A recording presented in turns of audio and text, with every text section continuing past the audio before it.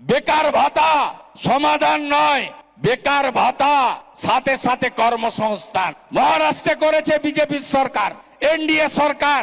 Graduate বেকার যতক্ষণ না চাকরি পায় 6,000, নন গ্রাজুয়েট বেকার যতক্ষণ না চাকরি পায় 4,000 টাকা দেবেন্দ্র ফাডনবিসের সরকার।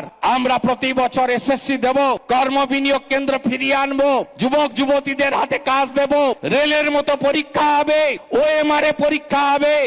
সব দেখা হয়ে গেছে। 25 বছরের কংগ্রেস, 34 বছরের কমিউনিস্ট, 15 বছরে এই দুর্নীতিগ্রস্ত তোলা আমুলকে এরা চুরি করেনি এমন কোন জায়গা নেই। পায়খানাও খেয়ে ফেলেছে স্বচ্ছ ভারত মিশনে।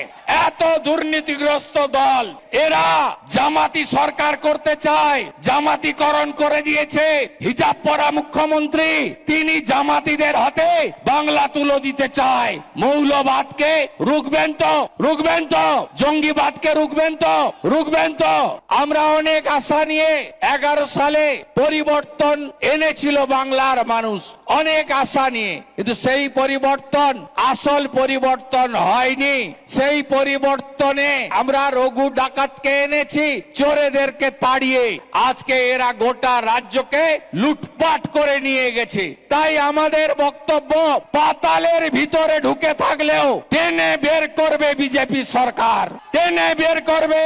আর ধর্ষকদের সকালে জমা করব, বিকালে খরচ করে দেব ভারতীয় জনতা পার্টি। ইউপি পারলে, আসাম পারলে, মহারাষ্ট্র পারলে, উড়িষ্যা পারলে আমরাও পারবো। আমাদেরকে আপনারা আনুন। সব দেখা হয়ে গেছে। 25 বছরের কংগ্রেস, 34 বছরের কমিউনিস্ট, 15 বছরে এই দুর্নীতিগ্রস্ত তোলা আমুলকে এরা চুরি করেনি এমন কোন জায়গা নেই। পায়খানাও খেয়ে ফেলেছে স্বচ্ছ ভারত মিশনে। এত দুর্নীতিগ্রস্ত দল। নরেন্দ্র মোদীজি কত দিয়েছে জানেন? 10 লক্ষ কোটি টাকা। কোথায় গেছে জানতে চাইবেন না? এই চোর তো তৃণমূলকে জিজ্ঞেস করবেন না?